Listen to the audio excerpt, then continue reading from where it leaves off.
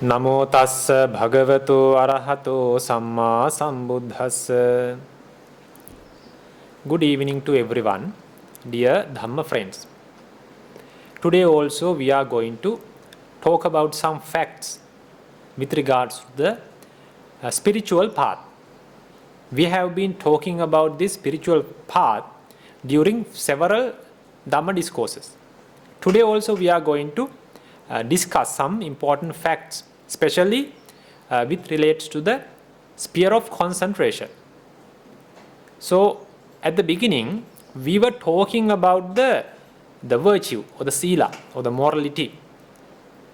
We talk about the foremost classification of the virtue and the benefits of the virtue and the importance of the virtue towards the spiritual path or the higher developments of this path or the practice. In the Dhamma, there is a statement called the Samadhi Sangvattanika Sila. We know the virtue, having a good sila, having a good virtue, pure virtue is a great merit.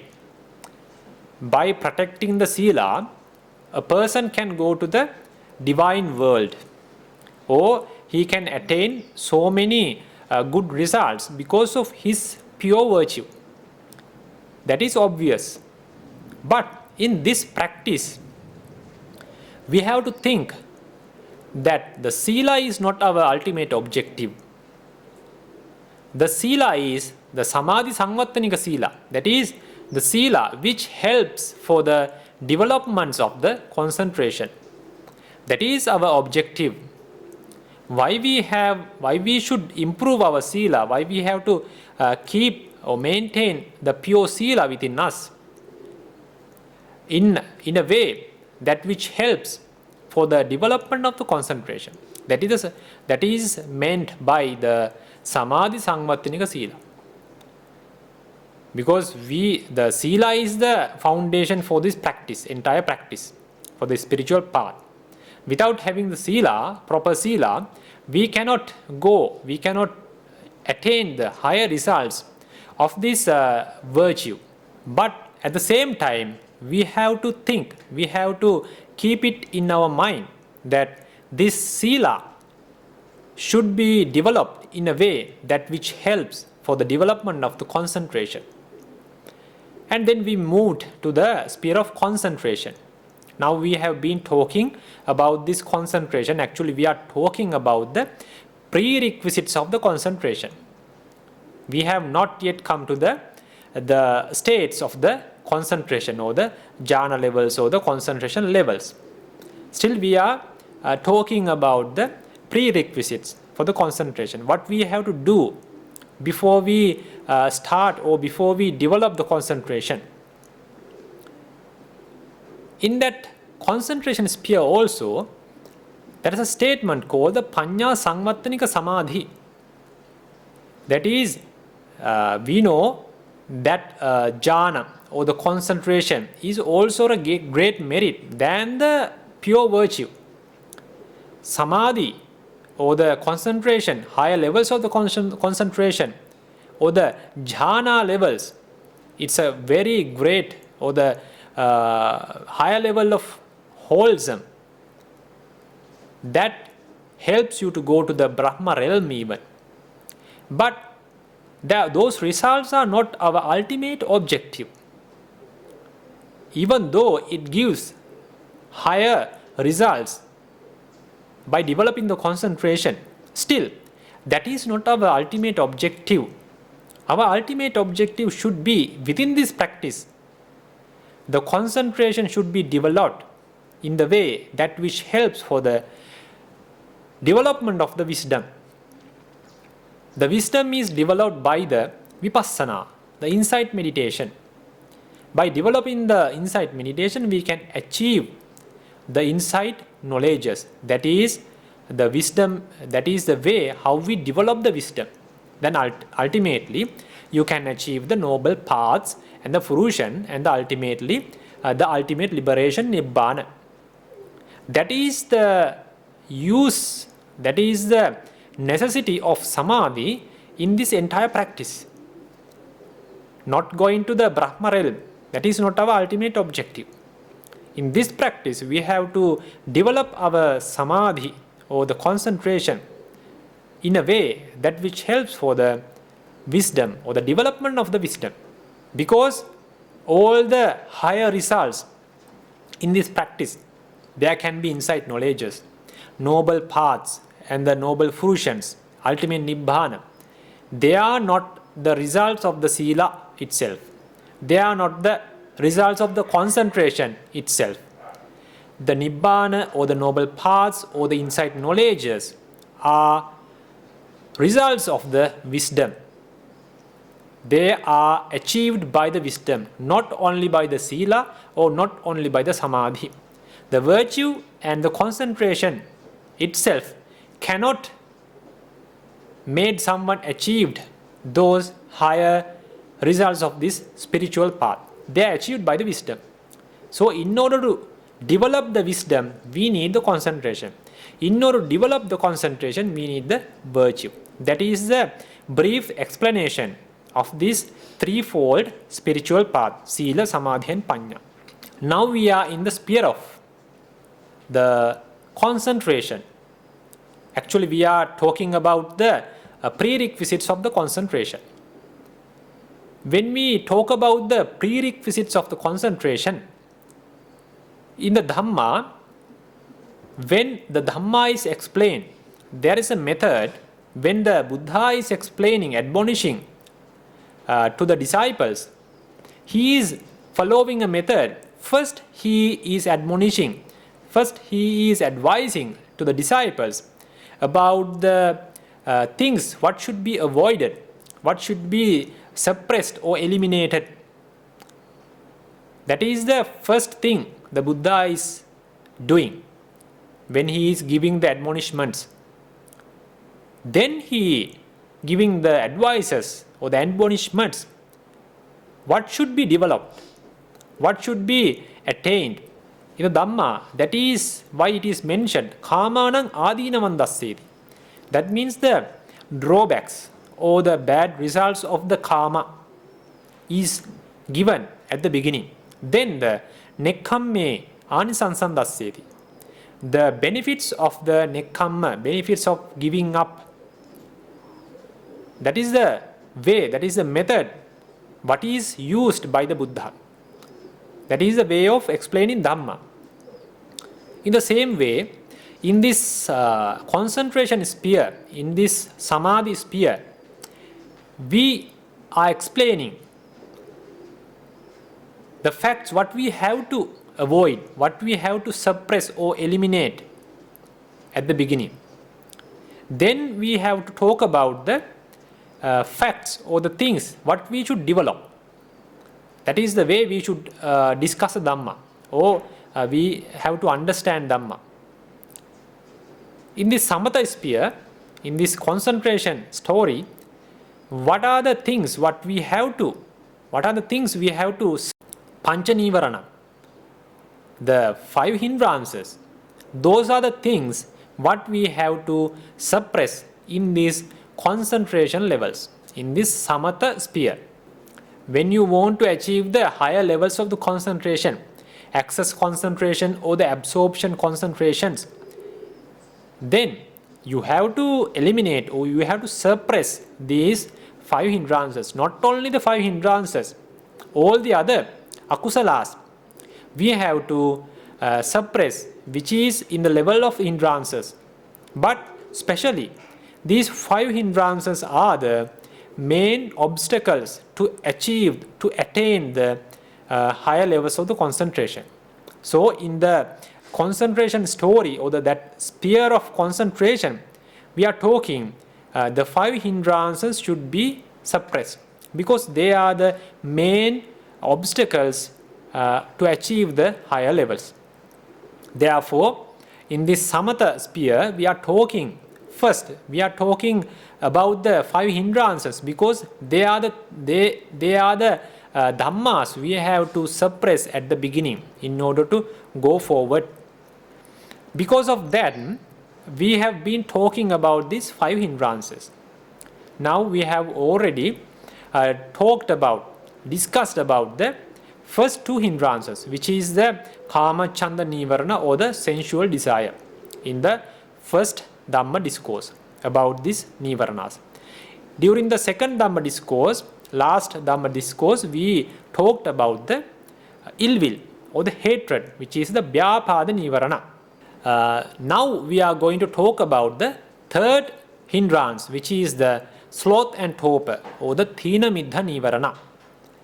In this today's Dhamma talk, we are going to analyze what is this Thīnamiddha Nīvaraṇa and what are the things we should know about this Thīnamiddha Nīvaraṇa or the Sloth and Torpor.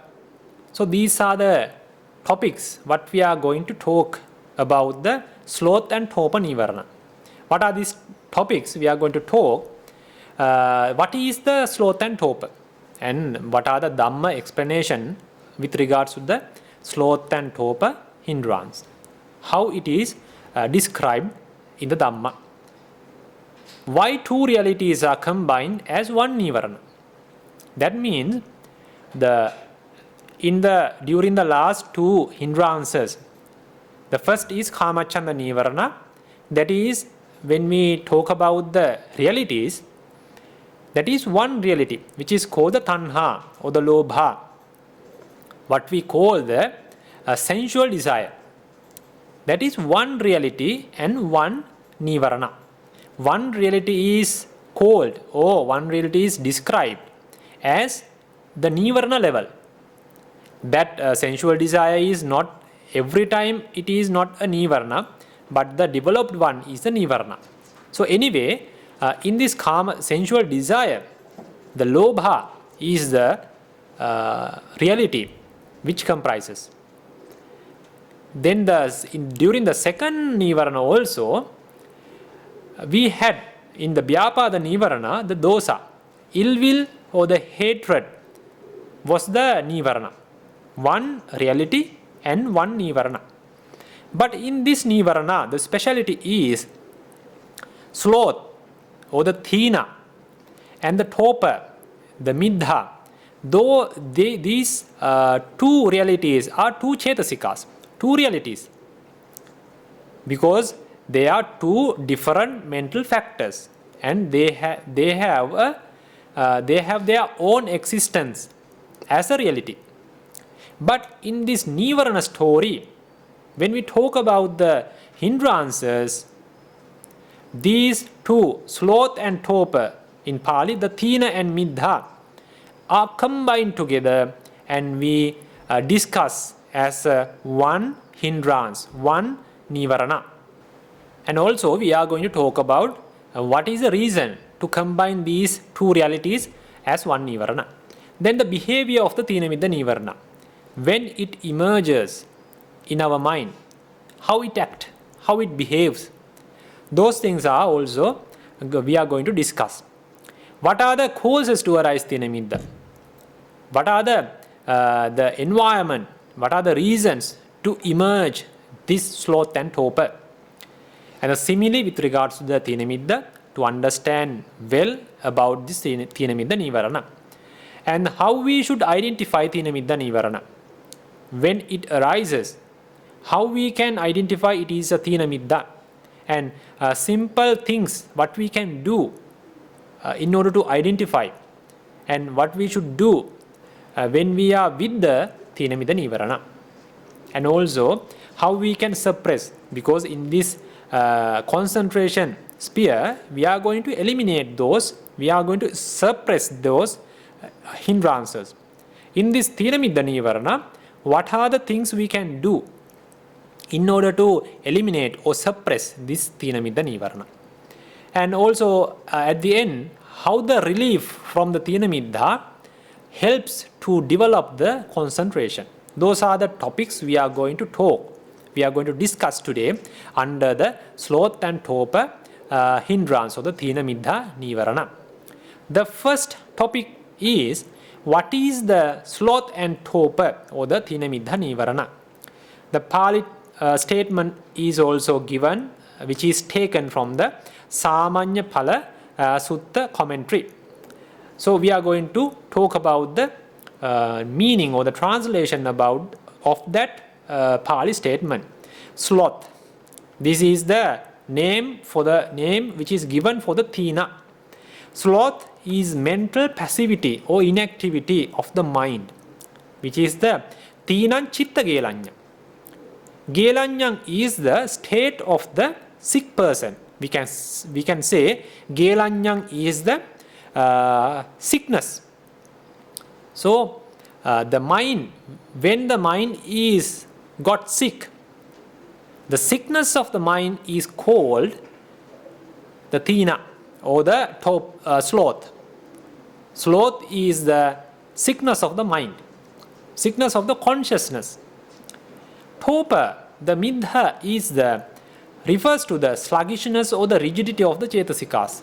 The same condition which relates to the mental factors, because Chittuppada comprises consciousness and the other mental factors.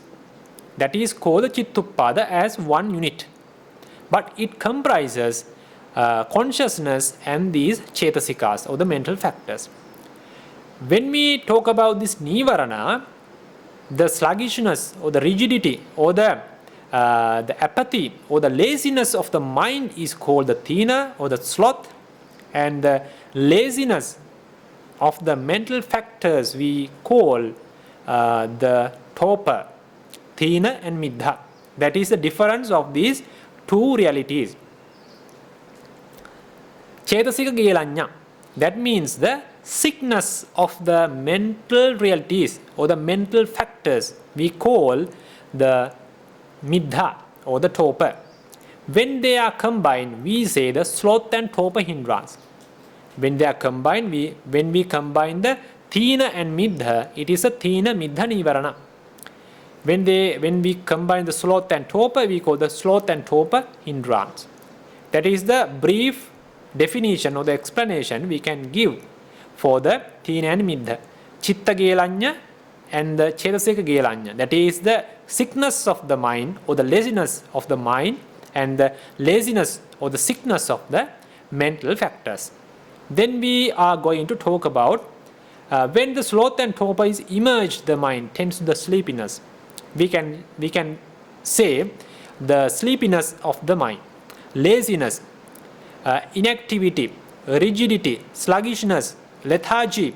By these terms, we can call this Thīna and middha. But it should be differentiate the laziness of the mind and the laziness of the mental factors. Thīnamiddanti, Thīnaṃceva middhaṃca. That means in the Pali term, when we combine them together, we call the Thīnamiddha. And this Pali text, we are going to talk about the translation. Sloth is a synonym for the sluggishness.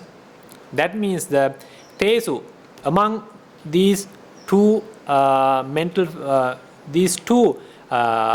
realities, chittassa akammanyatha thīnam. That means the inactivity of the mind is called the Thīna or the sloth. And Thinnam khandanam akammanyatha middham. That means that when we talk about the aggregates, there are 5. The first is Rupakkhandha, the aggregate of the materiality. And the other 4 aggregates are the mental aggregates. We call the mentalities. We call the Vedana-khandha, Sanya-khandha, Sankhara-khandha and Vijñāna-khandha. When we talk about these aggregates, 4 nama khandhas or 4 nama mental aggregates, the last one, the Vijñāna-khandha, the sluggishness or the laziness of the Vijñāna or the mind or the consciousness, we call the Thīna. When we give up the last aggregate, then we have 3 other mental aggregates. Those are the Vedana-khandha, Sanya-khandha and Sankhara-khandha. All the 52 cetasikas, all the 52 mental factors are there in these 3 aggregates.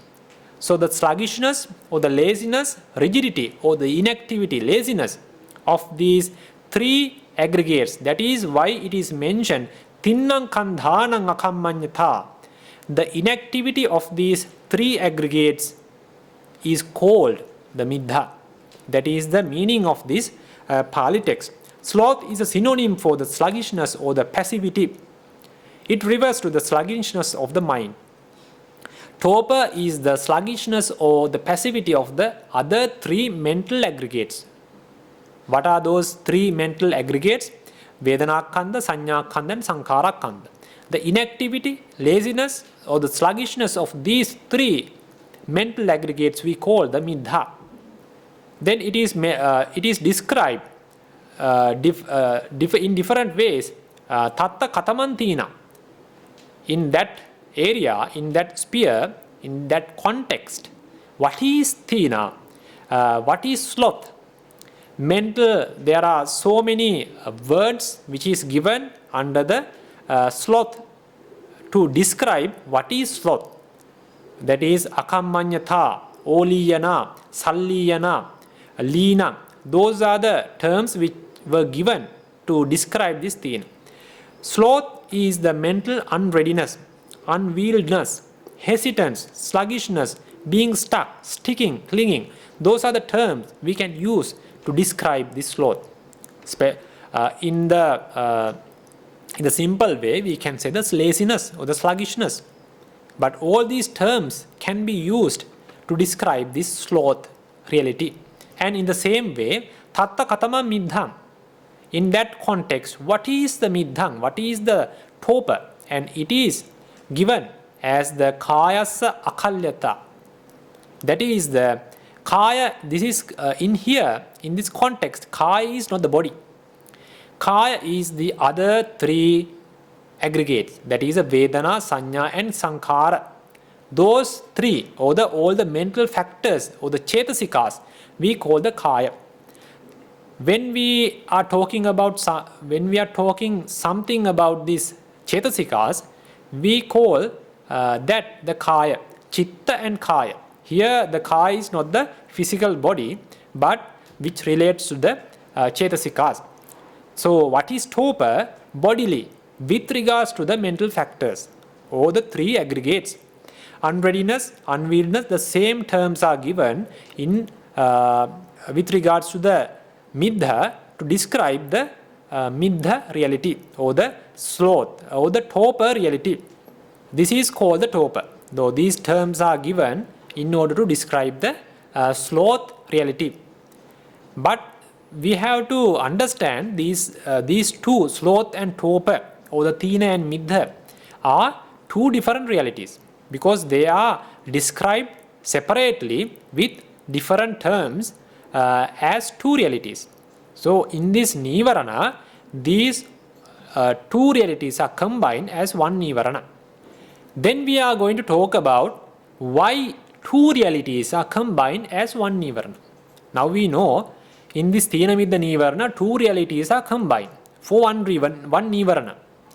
So why these two realities are combined as one nīvaraṇa in this nīvaraṇa story, or the sphere of, in this nīvaraṇa context? The reason is given in Tika, we call the Paramata Dīpani Tika. The reason, kasma panetta Thīnamiddhaṃ, Thīnamiddha nīvaraṇaṃ iti dve dhamma ekaṃ nīvaraṇaṃ kattva uttati. That means that why these two realities are given or combined as one nīvaraṇa in this context of hindrances. There are three reasons. Kiccato, paccayato, patipakkato cha sadisatta. Because with regards to the kicca and the paccaya and the patipakka, in these contexts they are same. Sadisatta means they are same. Why these are same in these three contexts? We have to understand, because they are same with regards to the kiccato. First is the function. Kiccato means the function. When we talk about the function of the sloth and the function of the torpor, they looks like same, but they work on different realities, but the functionality is same. What is the similarity of these sloth and torpor when we talk about their function? Both create the sluggishness or the lethargy. Lethargy in the mind is created by the sloth, because the sluggishness or the lethargy or the laziness, whatever the term you can use, but the sloth is the reality which makes the lethargy in the mind. The making the lethargy or the making laziness is its functionality. And also the middha, it has the same functionality, making the lethargy, but which is the lethargy is created with relates to the cetasikas or the mental factors, but the functionality is making or creating the laziness or the sluggishness or the lethargy. In this context, when we talk about the functionality or the function of these two realities, they look same. Because of that similarity, kicchato, because of the similarity of the function, they are combined together in this hindrance context. The second one is the paccayato, the causes to arise, causes to emerge.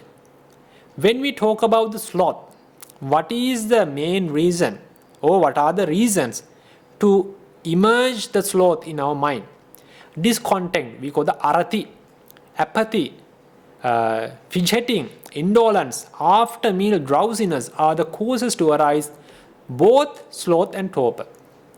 The causes are same. Because of that similarity with regards to the emerging causes, they are combined together in this context of hindrances. That is, we call the paccayato with regards to the causes to arise. Then the third one is the patipakkato. Patipakka means opposite. The state of oppositeness we call the patipakkato. That means the opposite natures are same. For the sloth, the opposite nature is the courage. For the torpor also, the opposite nature is the courage. We call the virya. That is why in the Pali text we call the patipakkato virya patipakkang. That means these both sloth and torpor, thīna and middha, they are opposite to the virya. The sloth and torpor both are opposite to the courage. So that is because of that similarity with regards to the opposite natures, we combine them. We combine the sloth and torpor together in this context of hindrances. In this way, we have to understand why these two realities are combined together in this Thīnamiddha nīvaraṇa. Even though they are different realities, they are described in the Dhamma as two separate realities, but in this context of hindrances, they are combined together because they have some similarities under the three topics. That is the kicchato, paccayato and patipakkato. With regards to the function, with regards to the causes to arise, and with regards to the opposite natures. These are the reasons to combine them together in this context. And then we are going to talk about the behavior of the Thīnamiddha nīvaraṇa. How it behaves, how they act when they emerge within our mind.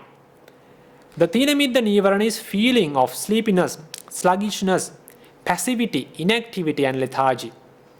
We can feel those things within ourselves when Thīna and Middha, both these realities emerge in ourselves. Because we have to think, we have to understand this Thīna and Middha, they arise together. Always they arise together. Because whenever they arise, they cannot exist separately. Thīna will not arise alone without Middha. Middha will not arise alone without Thīna. Always they are arising in this mind together. That we have to understand. So the sleepiness or the laziness or the sluggishness of the mind and the sluggishness of the cetasikas are done by these two realities at the same time, at the same chittuppada, at the same moment. So this Thīnamiddha nīvaraṇa is making the sluggishness or the laziness within our mind with relates to the consciousness and with relates to the mental factors. This hindrance is activated when our courage is not so strong. When our courage is not strong, these Thīnamiddha arises.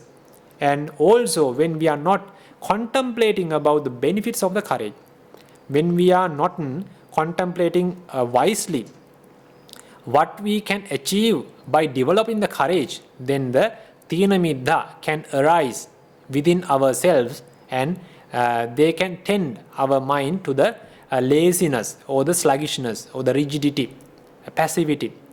These states can be created by them within ourselves because we are not thinking, we are not contemplating wisely about the benefits of the courage. Then we are not developing the courage. Because of that, the Thīna and Middha will arise within our mind.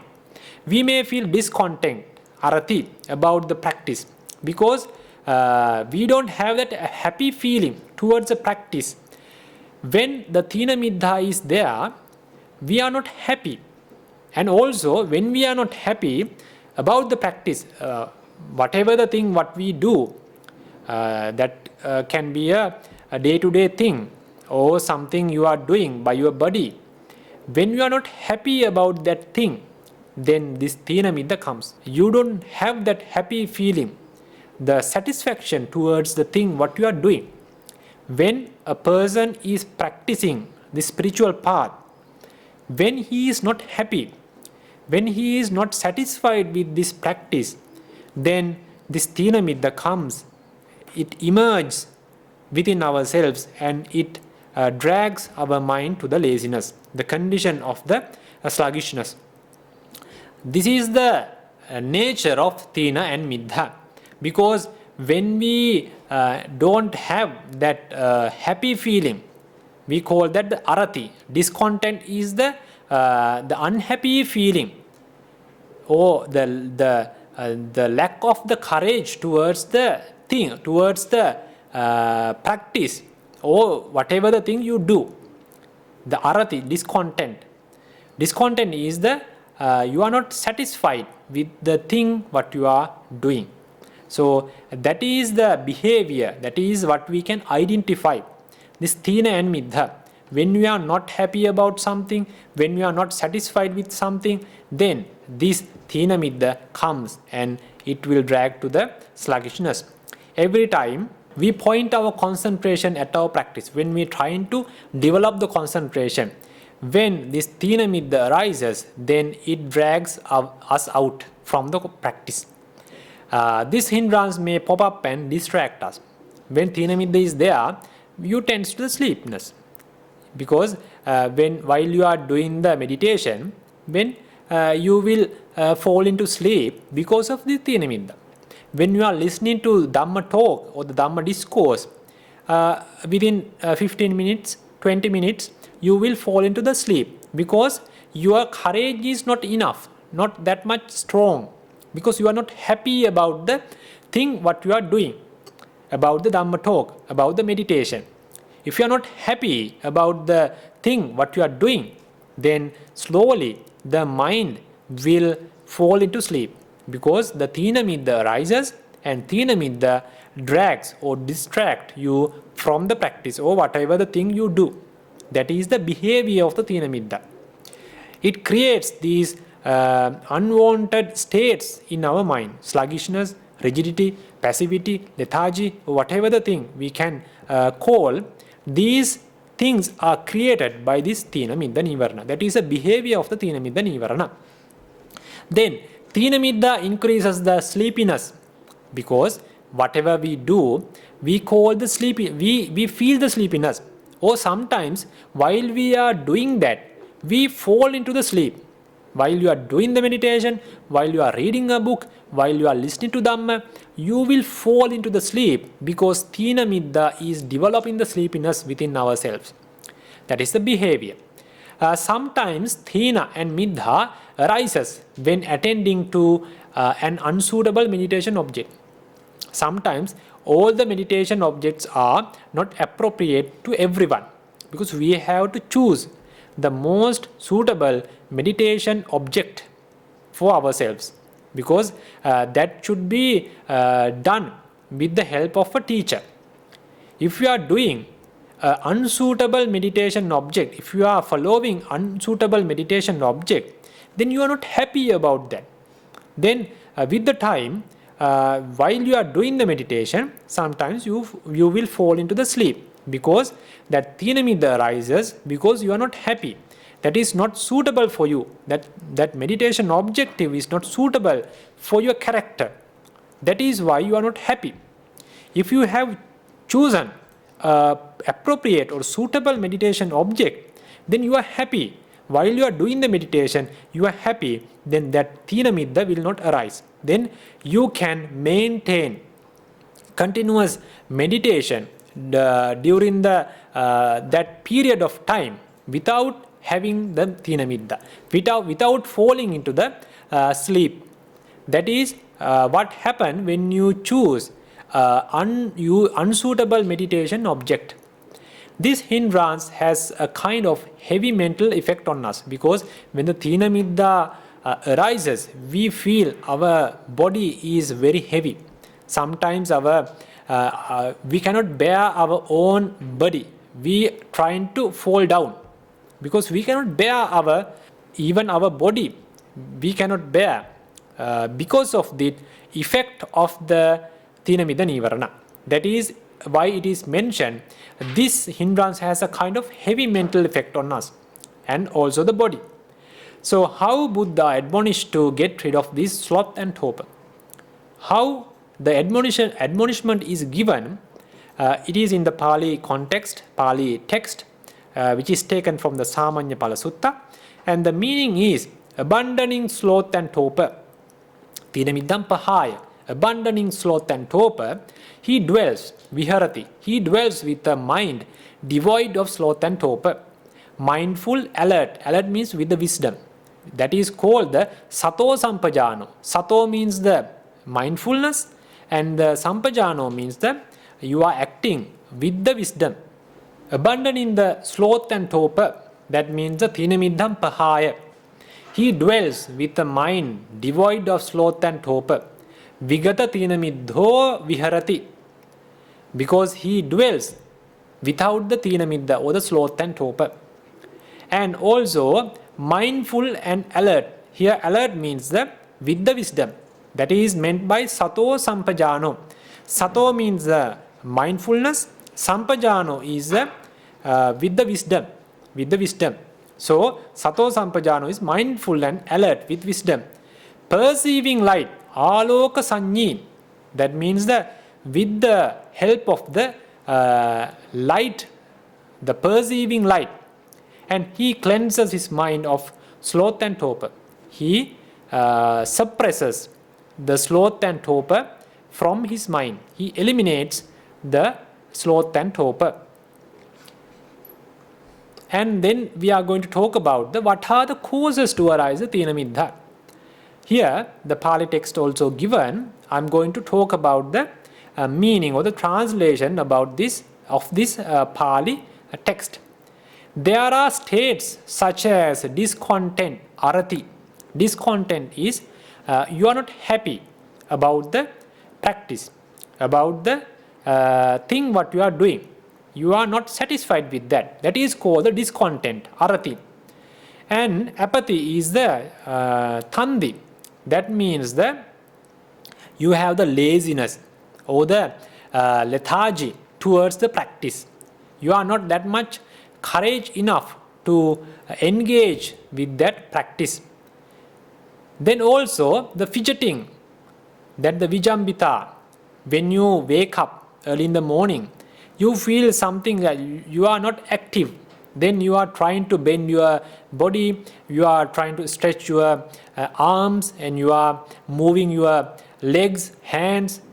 These are called the fidgeting. We call the vijambita, bending your arms, bending your body, and you are stretching your body. These are called the vijambita, fidgeting. Indolence is called the laziness. After meal drowsiness, when you have a very heavy meal, after having that heavy meal, you feel some drowsiness, laziness, the sleepiness, you can feel that sleepiness. Then you want to have a sleep, a nap, because of that sleepy feeling.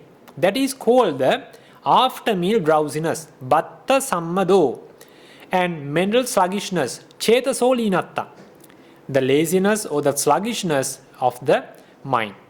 Those are the things, some states what we experience in the day-to-day life. Arati, the discontent, apathy, fidgeting, indolence, after meal drowsiness, and the mental sluggishness. These states, sometimes they appear and sometimes they disappear with the time. But if someone is frequently giving unwise attention to these states, what are these states? These what we have talked, discontent, apathy, fidgeting, those kind of states.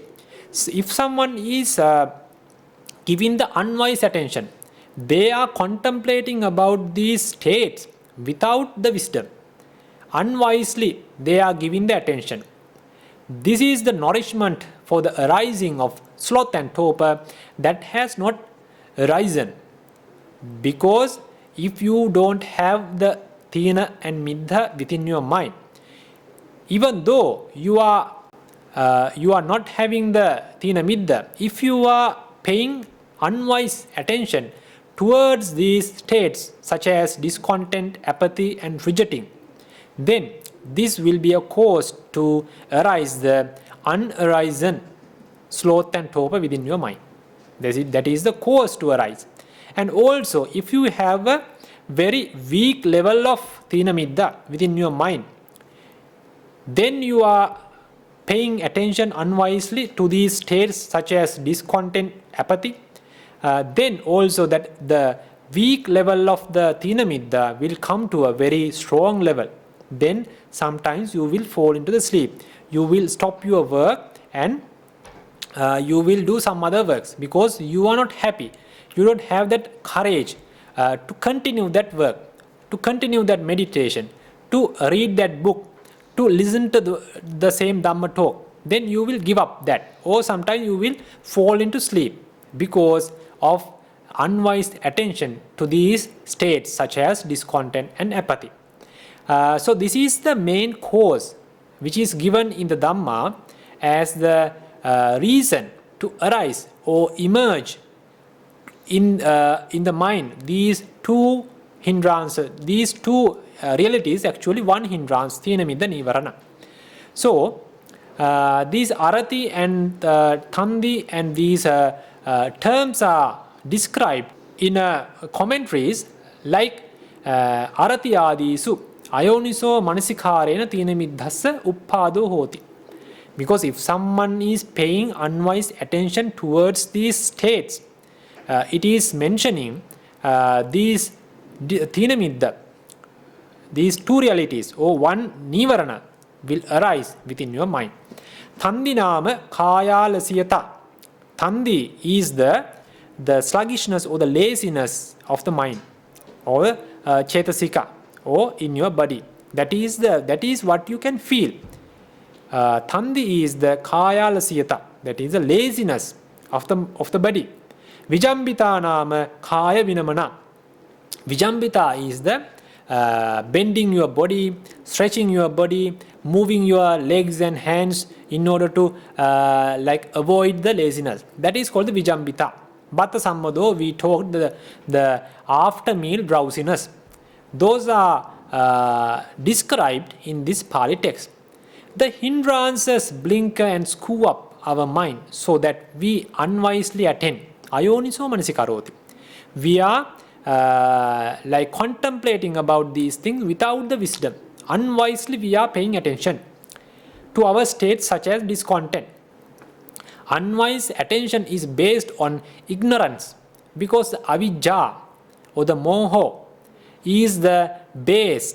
Because why you are paying unwise attention? Because you don't have that wisdom within you. Without the wisdom, without the panya, you are paying attention because of the effect of the avijja or the ignorance. That is the main reason behind the story.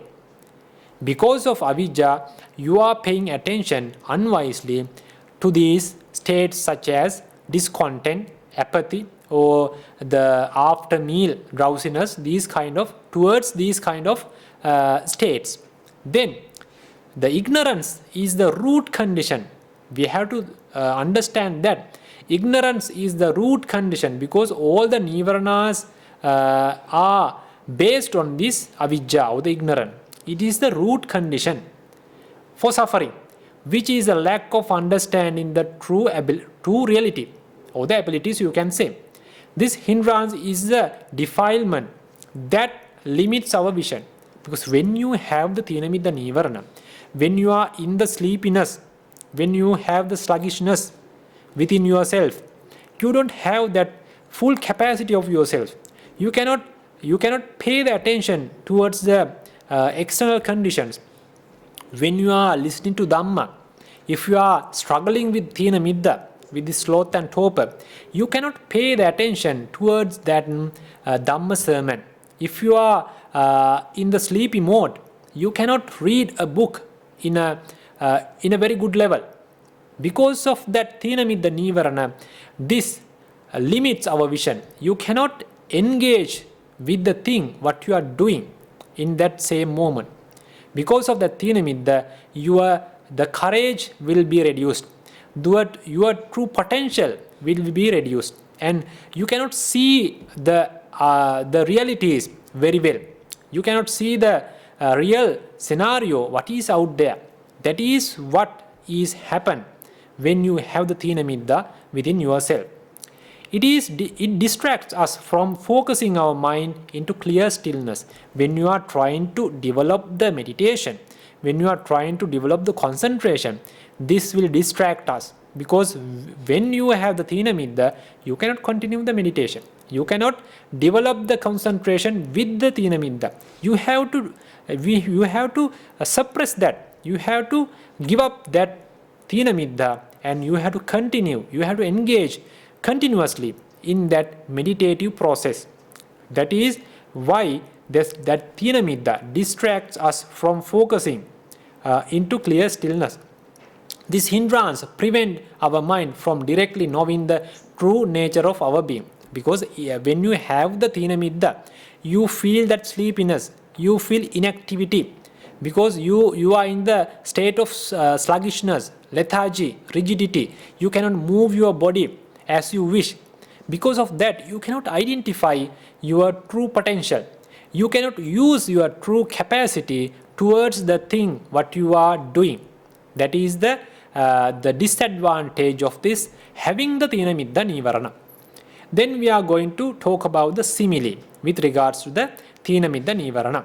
So the Pali text is given, which is taken from the Sāmaññapala Sutta commentary. And we are going to talk about the translation, what is given in this metaphor or the simile. A person who is imprisoned during a festival day is unable to see the beginning or the middle or the end of the festives. When released on the following day, he hears the people saying. Because when someone is imprisoned, he cannot go out. He cannot go freely outside, because he might have done something wrong. So he is imprisoned. But outside there is a festival. The other people, the friends of that imprisoned person, they go to the festival and they enjoy. They do whatever the things they want to do during the festival. They enjoy very well. The following day, that imprisoned person will be released. The following day, when he is released, they go to the friends, and the friends were appreciating. They were like giving some feedbacks, comments about the festival, how they enjoyed, what they ate, how they danced, how they sang, how they dance. Those things they will tell to that imprisoned person. But the imprisoned person cannot tell anything, because he doesn't know anything about that festival, because during the festival time he was imprisoned, he was in the prison. He couldn't enjoy the festival. So when the others are giving very good comments, when they are appreciating the festival, he will have to be silent, because he doesn't know anything about the festival. He cannot say anything how he enjoyed the festival, because he couldn't go to the festival because he was imprisoned. In the same way, even if a very eloquent Dhamma discourse is being given, one overcome by sloth and torpor would not know its beginning, middle or end, if after the discourse he hears it being praised. In the same way as the festival, when a very good Dhamma discourse is given by a very talented preacher or a competent preacher, it is very important. If someone listen to that Dhamma discourse, he can get a very good understanding about the Dhamma, because the preacher is very skillful. But if a person, while he is listening to the Dhamma discourse, he will fall into the sleep, or he is struggling with the Thīnamiddha, he cannot focus to that Dhamma discourse, whether it is a very important, very good level Dhamma discourse. But this person is struggling with the Thīnamiddha. He cannot focus, he cannot listen to the Dhamma facts which is given during the Dhamma discourse. But throughout the Dhamma talk, he cannot focus to the beginning of the Dhamma discourse. He cannot focus on the middle or the end of the Dhamma discourse. He doesn't know what was given during the Dhamma sermon or the Dhamma discourse. He cannot say anything about the Dhamma discourse. So after Dhamma discourse is finished, the other listeners will praise the Dhamma talk. Then this person cannot give any comment, because he was struggling with the Thīnamiddha, or he felt to the sleep.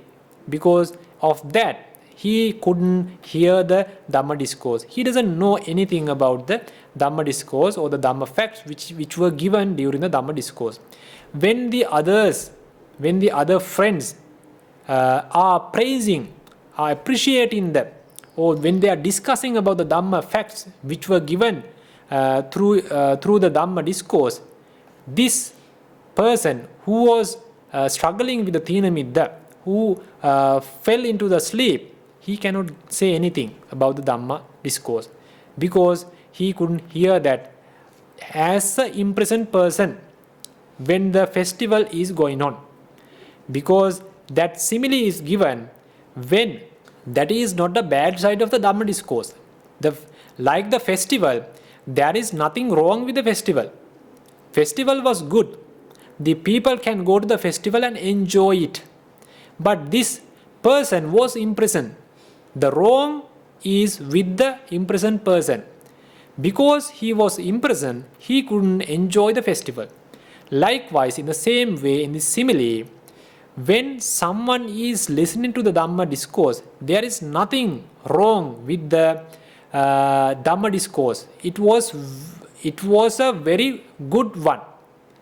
It was a very good Dhamma discourse. Very important Dhamma facts were given, but there is nothing wrong with the Dhamma discourse. But this person was imprisoned with the Thīnamiddha. He was struggling with the Thīnamiddha, so he couldn't focus on the Dhamma discourse.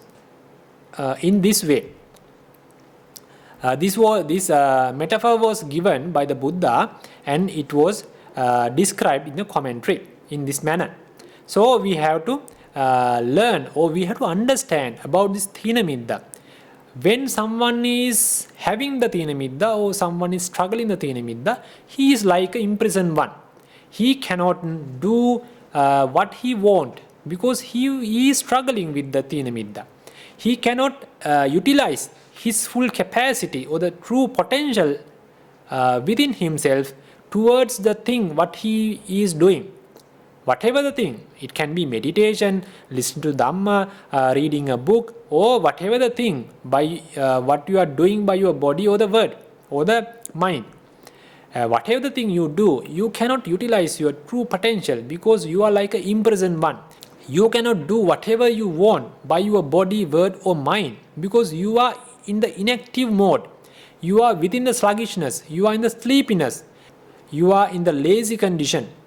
Because of that, it is a disadvantage for you because you cannot utilize your true capacity, true courage within yourself. That is like an imprisoned one. That is the metaphor given here and what we discussed in this context. And then we are going to talk about how we should identify Thīnamiddha. The same way what we talked about the previous two hindrances, the Satipatthana. In the Satipatthana Sutta, in the nīvaraṇa Pabbha, this was given under the Thīnamiddha nīvaraṇa. What is Santang va ajhattan Thīnamiddhaṃ attime ajhattanti pajanati. In this way, the Pali text is given. So we are going to talk about the meaning of this Pali text. When there is sloth and torpor in him, he understands there is sloth and torpor in me. Because if someone can understand the sloth and torpor when it emerges within himself, he can identify, he should realize that I am with the Thīnamiddha nīvaraṇa. I am with the sloth and torpor. That is the first thing you have to do. If you are not within the, if you are not with the Thīnamiddha, also you have to understand, okay, now I am not with the Thīnamiddha nīvaraṇa. That is given in the second point. When there is no sloth and torpor in him, he understands there is no sloth and torpor in me. This is very important because without knowing what is sloth and torpor, without knowing the behavior of the sloth and torpor, you cannot realize. When the sloth and torpor emerges within yourself, when you know what is sloth and torpor, what is the behavior of sloth and torpor, what are the functionalities of sloth and torpor, then when at the same moment, at the very moment when this sloth and torpor emerges in your mind, you can realize the sloth and torpor emerged in my mind. Then you have to focus, you have to give the wise attention of this sloth and torpor. And when you are not with the sloth and torpor, now you know about the sloth and torpor, its behavior, its functionalities, and how to identify them. Then you know, now I am not with the Thīnamiddha. Within my mind, there is no this sloth and torpor nīvaraṇa. The third point is, he understands the arising of unarising sloth and torpor. He knows for a period of time, he was not with the sloth and torpor nīvaraṇa. He was acting with the courage, with the mindfulness, with the wisdom, without the sloth and torpor. He was very active. But at one point, this unarisen, non-existing sloth and torpor will emerge within himself. Then he understands, previously I was not with the Thīnamiddha. At that moment, at that point, the sloth and torpor emerges in my mind. So he realized it and he paid the attention towards the sloth and torpor. He understands the letting go of arisen, sloth and torpor. When he is paying attention to this sloth and torpor, then the sloth and torpor cannot grow and cannot come to a very powerful state because he is paying wise attention to this sloth and torpor which emerged within himself. Because of that attention, because of that awareness, sloth and torpor cannot grow up, cannot come to a powerful stage. It will decay and at one point it will vanish. That is why we have to focus on this sloth and torpor, and why we have to realize when these sloth and torpor emerged within ourselves. And also he understands the further non-arising of the sloth and torpor that he has given up. When someone suppressed the sloth and torpor or eliminated the sloth and torpor by the noble paths, then the sloth and torpor will never emerge within himself. It should be known by the Paccavekkhana jnana, because after having the noble path. So that is given by the fifth point, because when he eliminates the sloth and torpor nīvaraṇa, or the hindrance, he will get to know. Now he realizes that this sloth and torpor will never arise within me in future, because it was completely eliminated by the noble path. So those are the things what we have to do when sloth and torpor is emerging and vanishing within ourselves. This is very important. When you have the sloth and torpor, you should not get upset. Sometimes when you are trying to develop the meditation, or when you are trying to focus on listening to Dhamma or reading a book, sometimes this Thīnamiddha will arise, because you are a beginner. In the beginning stage, this sloth and torpor emerges time to time, even though you don't want to have that Thīnamiddha nīvaraṇa. That is the nature. That is, for a beginner, he has to struggle with this Thīnamiddha nīvaraṇa in the very early stage of the practice. That is a natural thing, because it is a normal way. But you don't have to get upset with this Thīnamiddha nīvaraṇa, or having the Thīnamiddha nīvaraṇa. When you are practicing, or when you are doing something which relates to the spiritual path or the practice, when this Thīnamiddha nīvaraṇa arises or the emerges within your mind, you should not get upset, but you have to pay the attention towards this Thīnamiddha nīvaraṇa. You have to realize when the Thīnamiddha nīvaraṇa emerges, and what is happening within myself because of this Thīnamiddha nīvaraṇa. That is why we are learning about this Thīnamiddha nīvaraṇa in a specific way, with details. Then you know the behavior of the Thīnamiddha and what are the causes to arise this Thīnamiddha. Then, however, the Thīnamiddha arises, now you have to do paying attention or being aware of that Thīnamiddha nīvaraṇa. That will help to decay the Thīnamiddha nīvaraṇa and vanish it, or give up that Thīnamiddha nīvaraṇa and suppress it temporarily or completely.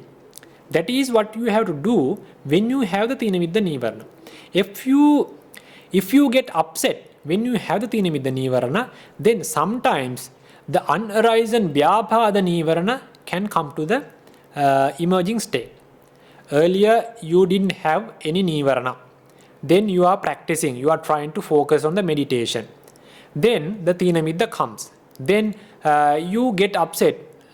You are trying very hardly with this meditation, but always that Thīnamiddha comes. Then you will get upset. Sometimes you will get the ill will or the hatred feeling towards the Thīnamiddha, towards yourself, towards the practice, or towards the teacher who are giving the admonishments. These things can happen. You are trying very hardly, but the Thīnamiddha always obstructs you. Always Thīnamiddha trying to distract you from the practice. Because of that, you should not get upset. You should not invite the Vyāpāda nīvaraṇa to the emerging state because of the Thīnamiddha nīvaraṇa. Sometimes also when you get the Thīnamiddha nīvaraṇa, the Uddhacca-Kukkucca nīvaraṇa also can come to the emerging state. These things, you should not allow these things to happen. Even though you have Thīnamiddha nīvaraṇa, you should not get upset. The only thing you have to do at that very moment is paying attention to the Thīnamiddha nīvaraṇa. Being aware of the Thīnamiddha nīvaraṇa. with the wisdom, then the Thīnamiddha nīvaraṇa, like an enemy, when the enemies get to know by the other people, enemy will go away. He will not try to be with that people, the group of people. Likewise, when the Thīnamiddha nīvaraṇa is realized by you, Thīnamiddha nīvaraṇa cannot exist for a longer period in our mind. Thīnamiddha nīvaraṇa cannot grow in a very powerful state when you are paying attention wisely to that Thīnamiddha nīvaraṇa. Thīnamiddha nīvaraṇa cannot act freely. It cannot freely act within your mind. If you are not paying attention to the Thīnamiddha, then it will grow and it will come to a very powerful state, and sometimes it will distract you. It will force you into the sleep as well, and sometimes you have to stop the practice or the thing what you are doing. But if you are paying attention wisely to that Thīnamiddha nīvaraṇa, then the Thīnamiddha nīvaraṇa cannot survive, cannot exist within your mind.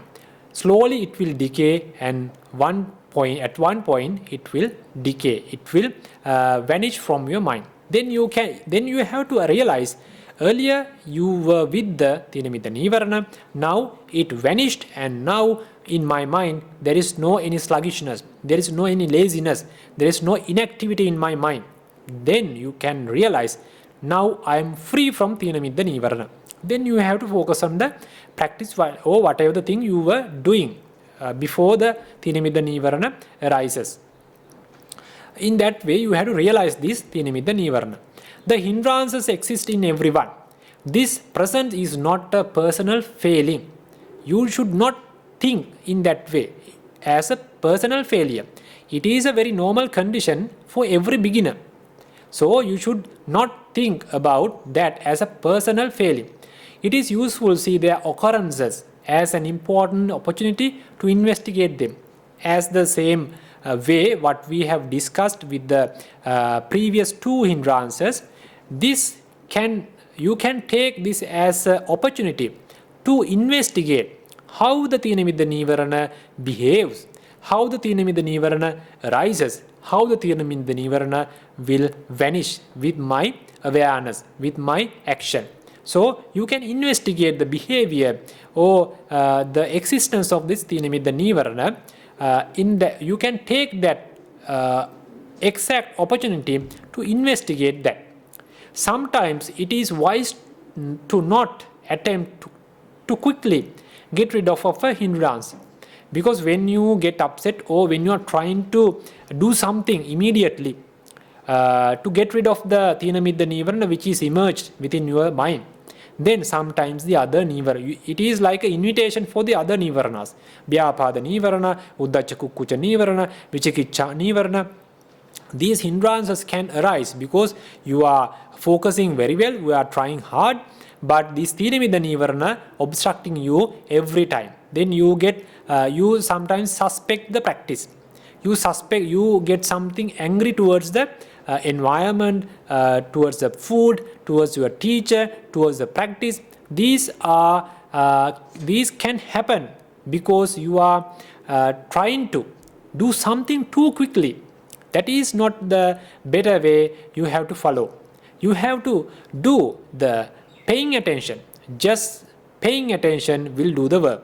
So sometimes it is wise to not attempt too quickly to get rid of the hindrance.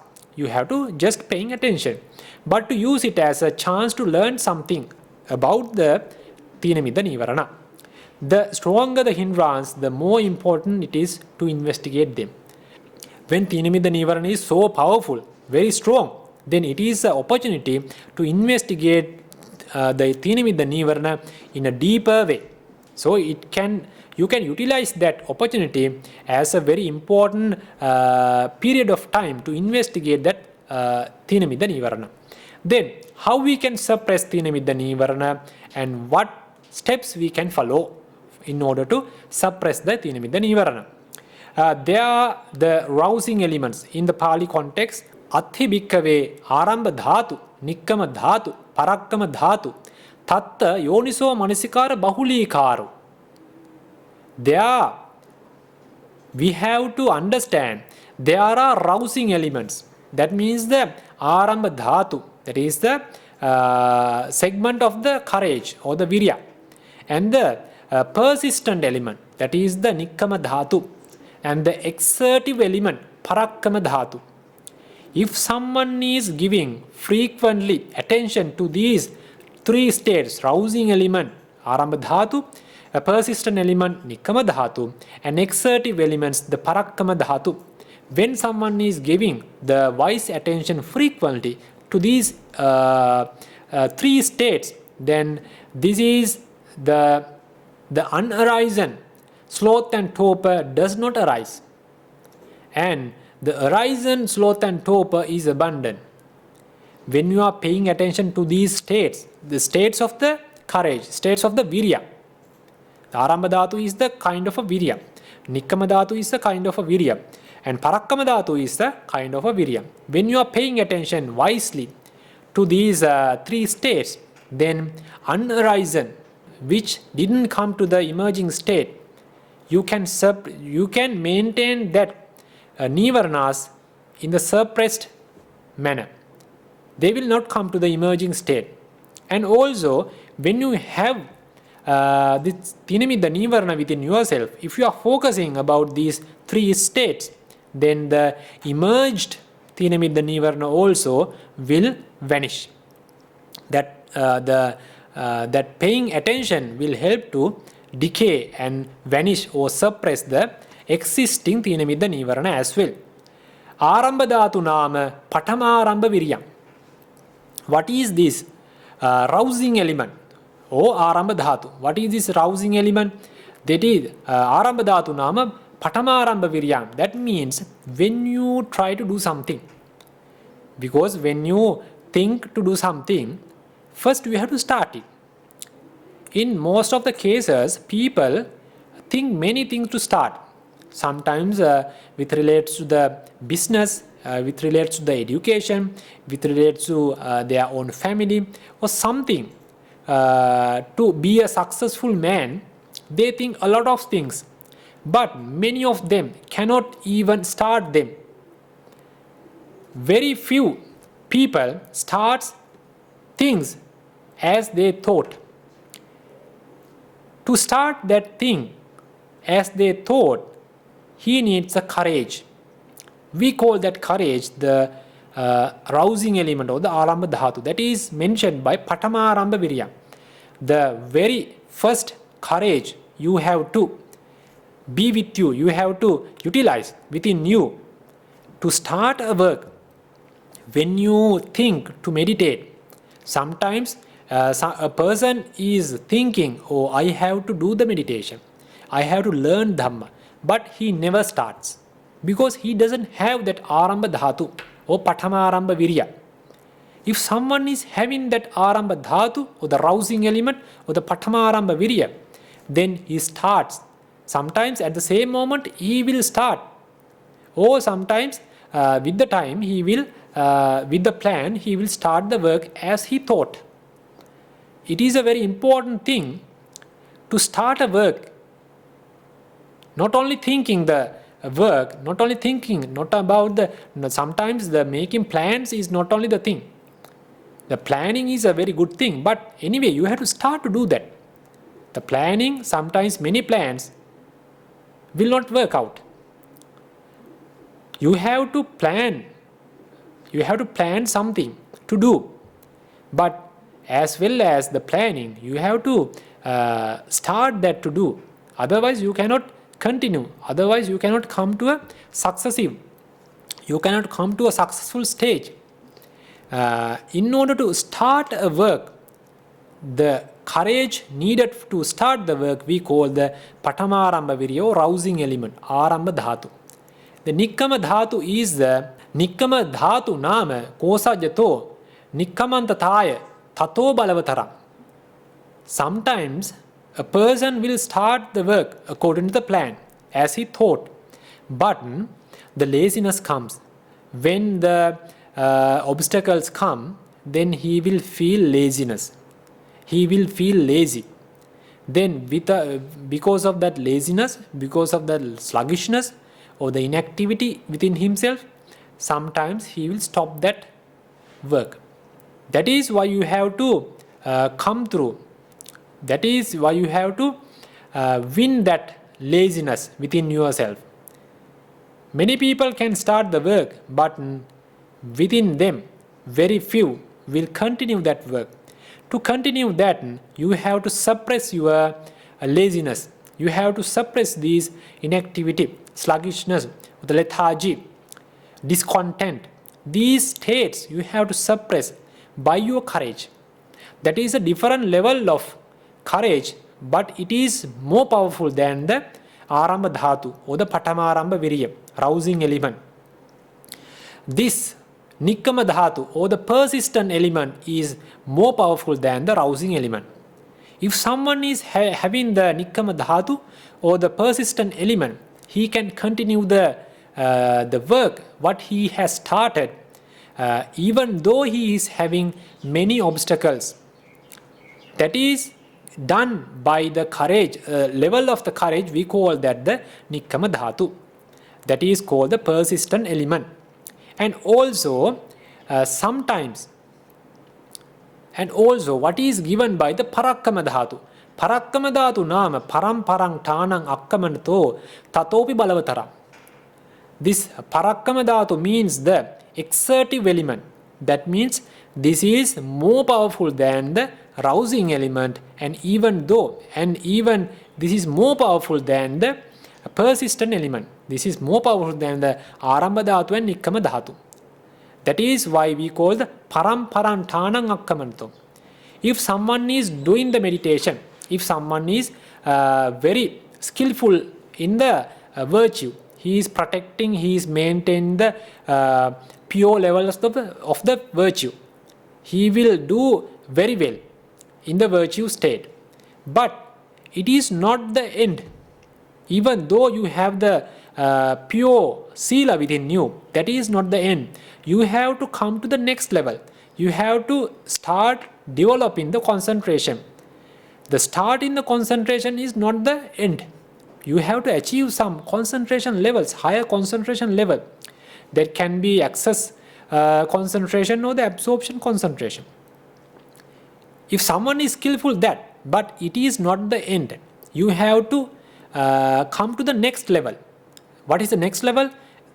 Start the insight meditation. You have to develop the insight meditation.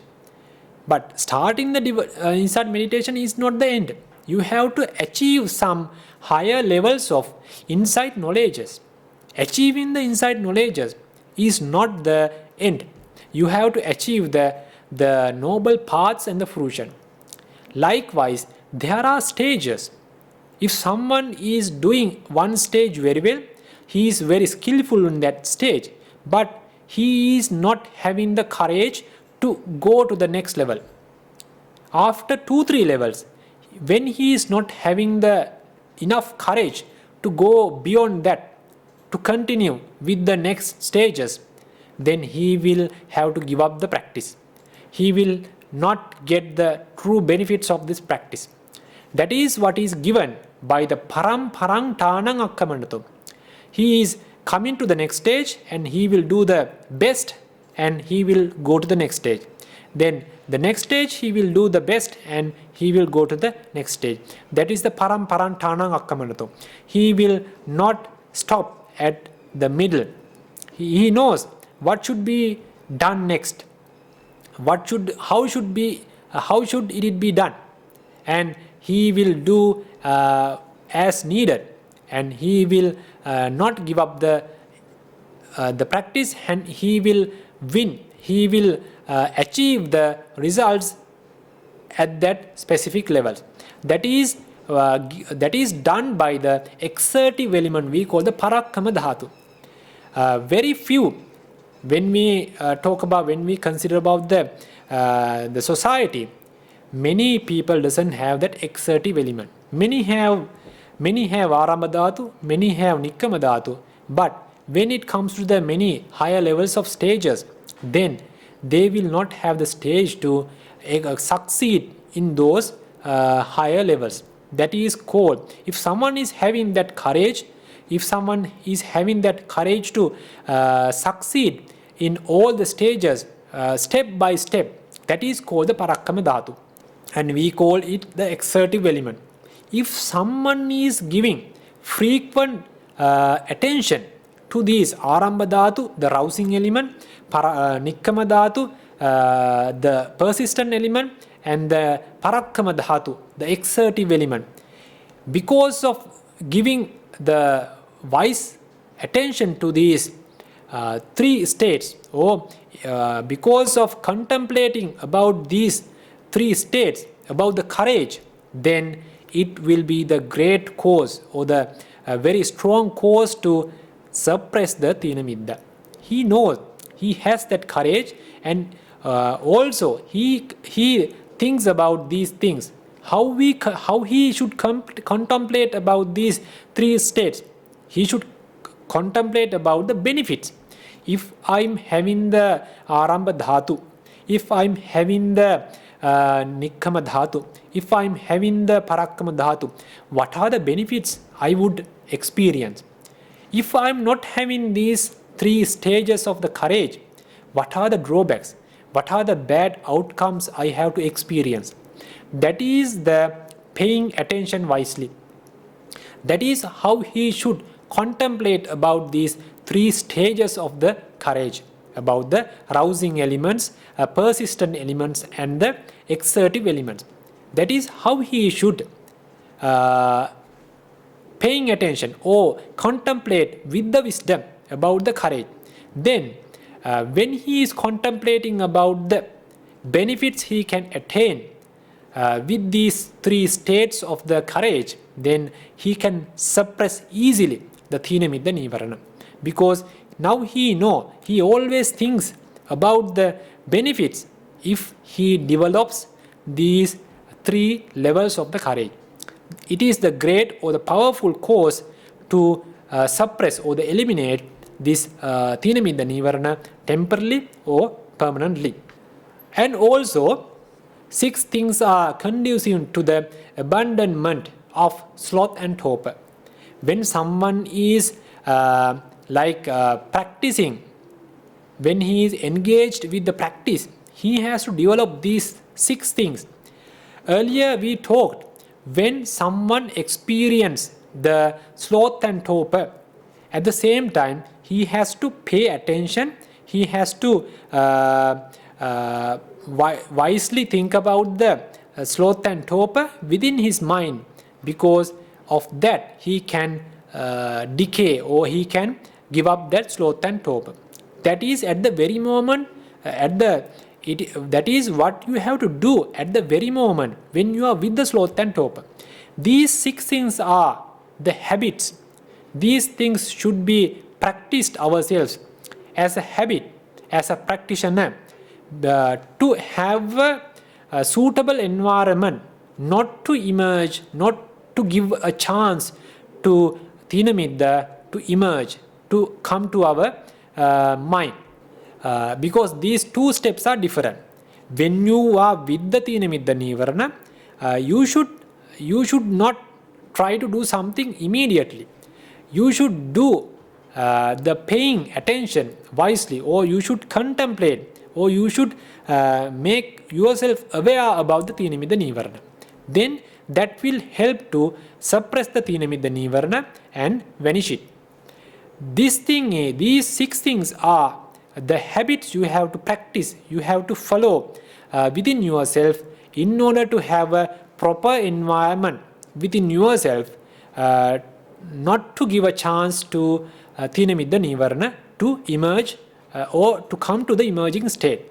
What are those 6 things? The first thing is ati bhojane nimittak gaho, that is not overeating, that is knowing when to stop eating. When someone is having very delicious food, then he will not think about the limit, and he will not think about the amount he need. Then because of the deliciousness of the food, he will eat as much as he can.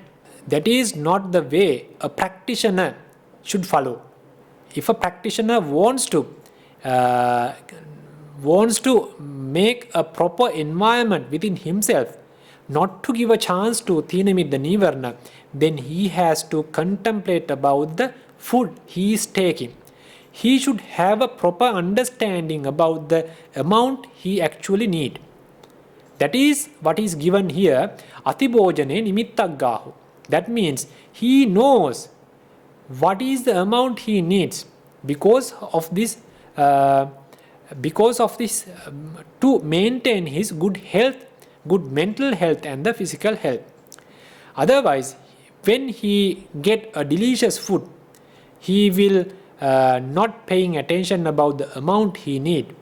He will eat as much as he can. That should not be a thing a practitioner should follow. A practitioner should give the attention, or he should do the paying attention about the required amount. That is the not overeating. He should not eat over the amount what is actually required for his existence. Then the second step is Iriyapata Samparivattanata, changing meditation postures. When we are doing the meditation, usually we are maintaining our body posture for a longer period. Then it can be a help, it can be a reason to emerge, to arise the Thīnamiddha nīvaraṇa. Because you are not moving your body, that can be a reason to emerge the Thīnamiddha nīvaraṇa. If you are a beginner, with the time, if you are a skillful person, then you can maintain the same body posture. Even you are not moving a single finger, you can maintain the same body posture for many hours. Then the Thīnamiddha never comes. But as a beginner, you have to change the body posture time to time. As a way, it will not disturbance for the meditation. If you are moving, if you are changing the body posture very frequently, then it will be a drawback or the obstacle for your meditation, development of the concentration. It will be a disturbance. Then you have to think about, you have to balance these two levels. If you are maintaining the body posture for a longer period, the same body posture, then Thīnamiddha comes. If you are changing your body posture frequently, then your meditation will not be developed. Then you cannot attain the higher development of the concentration. Then you have to balance this. Without maintaining the body posture for a longer period, at the proper moment, at the suitable moment, you have to change the body posture. That is given here as the Iriyapata Samparivattanata. Then the frequently change in the body posture is not good for the development of the concentration. It is actually a disturbance.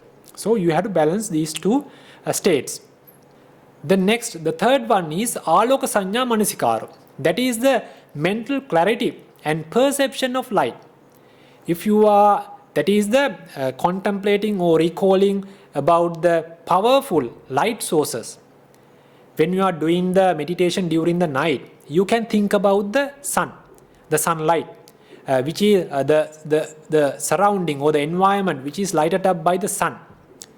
During the daytime, it is a very good environment with the light. And you can also think about the moon, the state of the moon. Then sometimes you can think about the state of a lamp which is nearby, or you can recall by your mind. That is mentioned here, āloka saññā manasikāra. When you are having the sleepiness, when you are having the sluggishness feeling within your mind, if you are feeling inactivity with regards to the body, then you can do that āloka saññā manasikāra. That means you are recalling about the powerful light sources. It can be a lamp, it can be a candle, it can be a electrical lamp, it can be moon, it can be sun. Whatever the powerful light source, you have to think. Then this will help to suppress the Thīnamiddha nīvaraṇa and come to the previous energetic state without having the Thīnamiddha nīvaraṇa. The fourth one is the Abbokāsa Vāso. If you are staying outdoors, is the Obhasa Vasu. If you are staying in a very dark place, you cannot see the environment, then your mind tends to the sleep. The sleepiness will come to the mind automatically if you are in a very dark place.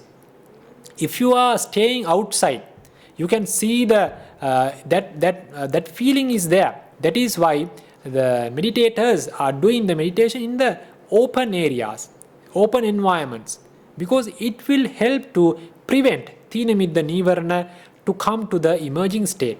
That is a very good condition you have to maintain in order to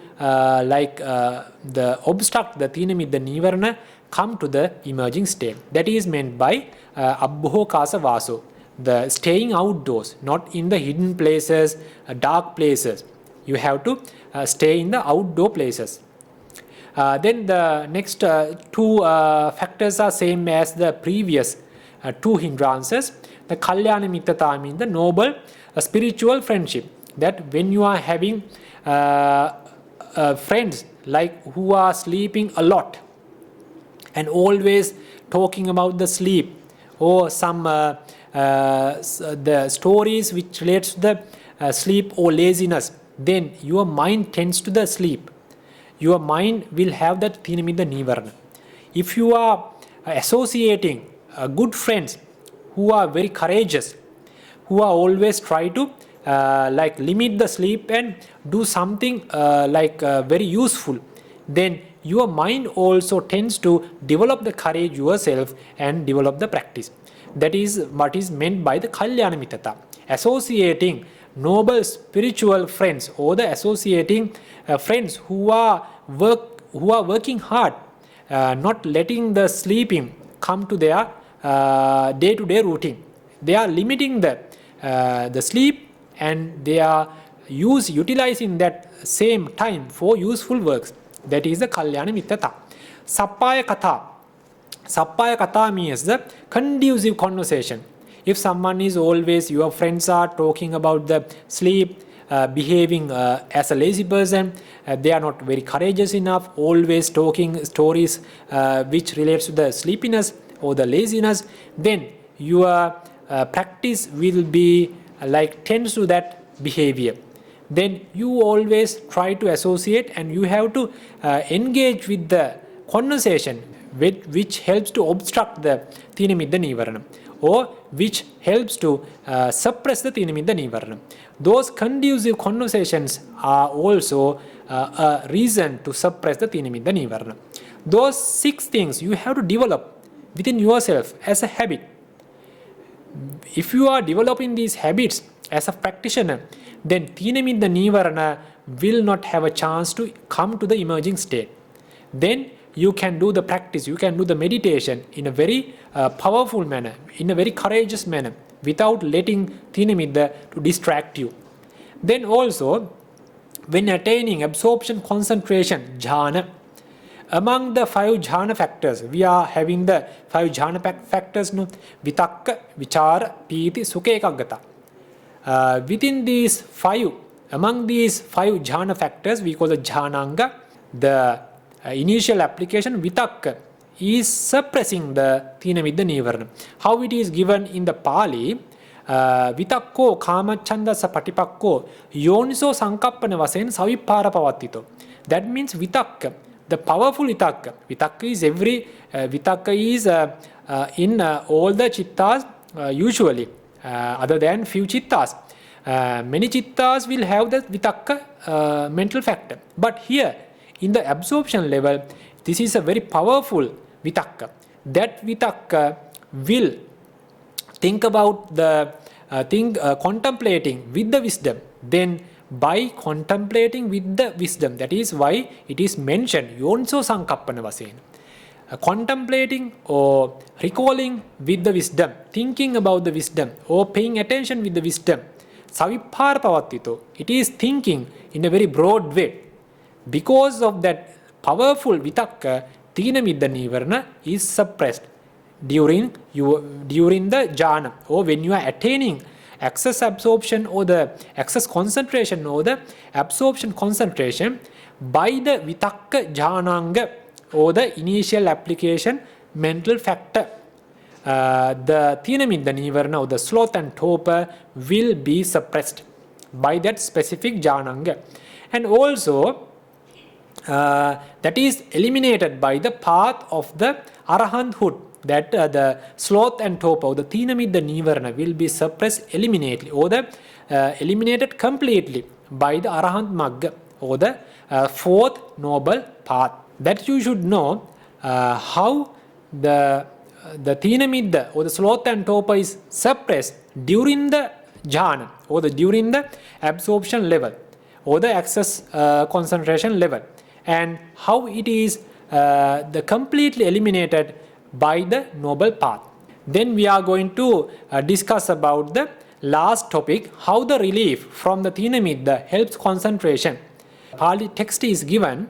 The Buddha is describing to the Ajatasattu Maharaja about when a person is when the person suppress this Thīnamiddha nīvaraṇa, how he feels, how he can experience the suppressing of the Thīnamiddha nīvaraṇa. It is given as actually it is given as a metaphor, Maharaja, that a man is bound in a prison. As time passes, we called during the simile about the imprisoned person. We got to know how a imprisoned person is equal with the person who is having the Thīnamiddha nīvaraṇa. Likewise, then with the time, as time passes, he eventually is released from the bondage. He comes out from the prison, and safe and sound with no loss of property. The thought would occur to him, when he got rid of from the prison, he got released from the prison, then he will feel that happy feeling. He will come to a very happy or the very pleasant stage because of the releasing. That is, the feeling is, before I was bound in prison, now I am released from the bondage, safe and sound with no loss of my property. Because of that, he would experience joy and happiness. That is the simile what is given by the Buddha. When someone is released from the prison, earlier he was an imprisoned person, he was in the prison, but now he released from the prison, and now he has that pleasant experience with the joy and the happiness. In the same way, when a person who had that Thīnamiddha nīvaraṇa and all the together with all other nīvaraṇas, when someone suppresses these hindrances at a very specific time, then he will realize, because now he is paying attention to these nīvaraṇas. Now he got to know, now I am free from these nīvaraṇas or the hindrances. Then that joy and the piti or the happiness will arise with himself. That is described here when these 5 hindrances are suppressed by the 5 jhanangas or jhana factors. Each jhana factor will suppresses 1 nīvaraṇa.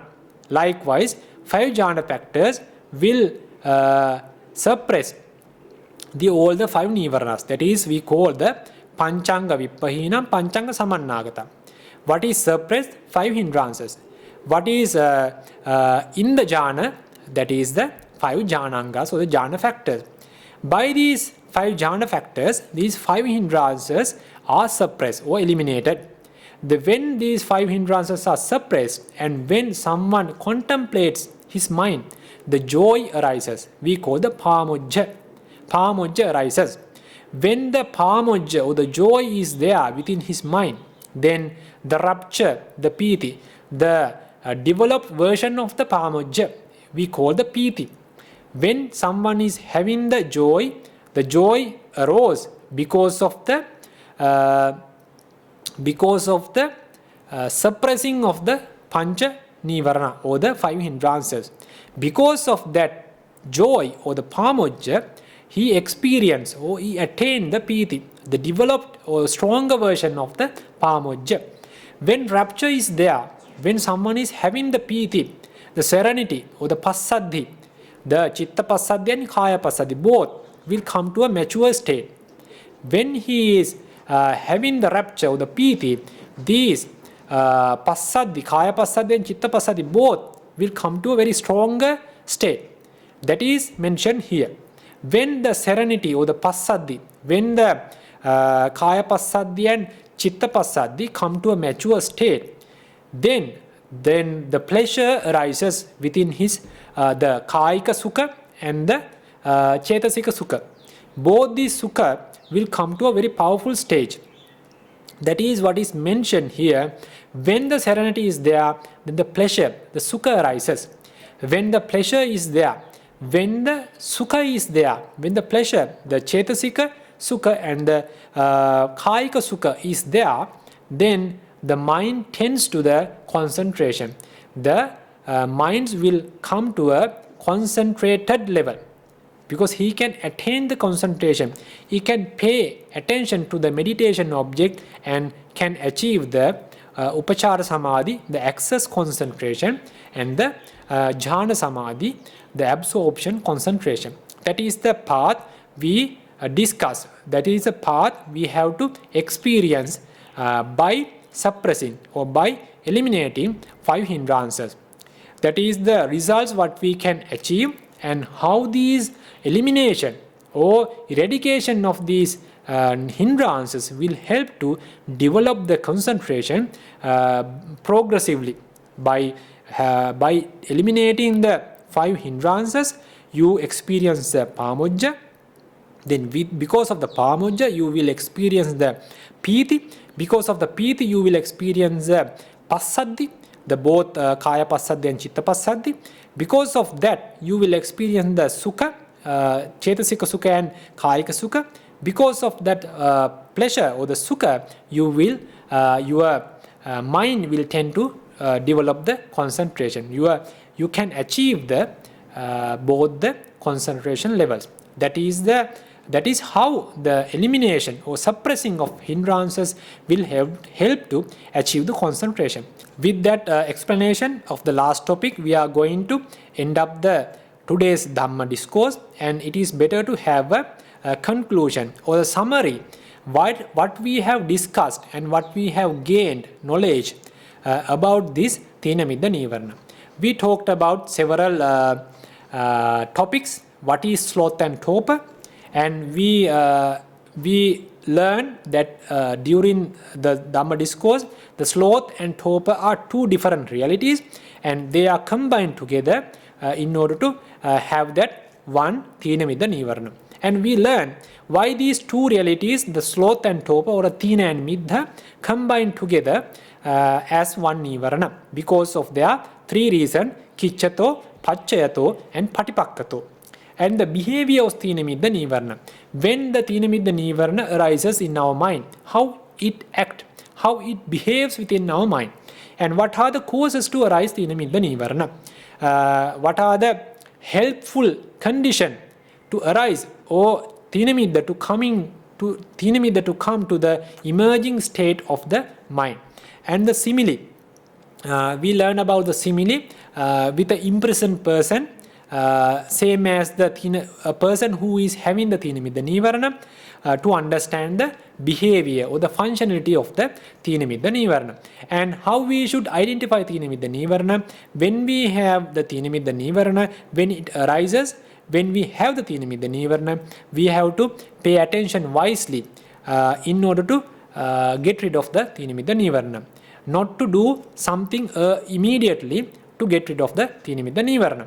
Then how we can suppress Thīnamiddha nīvaraṇa, and what are the things we can follow in order to do the elimination or the suppressing part of the Thīnamiddha nīvaraṇa. And also at the last topic, we talked about the how the Thīnamiddha nīvaraṇa, how the relief from the Thīnamiddha nīvaraṇa will help to develop the concentration. With this summary, we are going to end up the today's Dhamma sermon about the Thīnamiddha nīvaraṇa, the sloth and torpor hindrance. So we have accumulated so many merits by me, by preaching Dhamma, and by you listening to Dhamma and by developing the Yoniso Manasikara, with all these accumulated merits, we should transfer these merits to our parents, to the teachers who have taught us Dhamma, who have given us the Pabbajja and Upasampada, and also we should transfer all these merits to all the loved ones who have passed away, and may these merits will be a great cause for all of these to have better experiences, better developments of this practice, and may these accumulated merits will be a great cause for them to achieve their wished paths and the fruition. And also we should transfer these merits to the Devas and Brahmas who are willing to rejoice these kinds of merits, and may they rejoice these merits, and may these merits will be a great cause for them to achieve their wished noble paths and fruition. And also I would like to wish you, because of the accumulated merits, because of the power of these merits, may you have pleasant, desirable developments in these paths and the practice, and may you have good physical and mental health. May you have pleasant, desirable lives until you achieve the Nibbana, and may all these merits will be a great cause for you to achieve your wished paths and fruitions, and finally the ultimate liberation, Nibbana. May you have the blessings of the triple gems.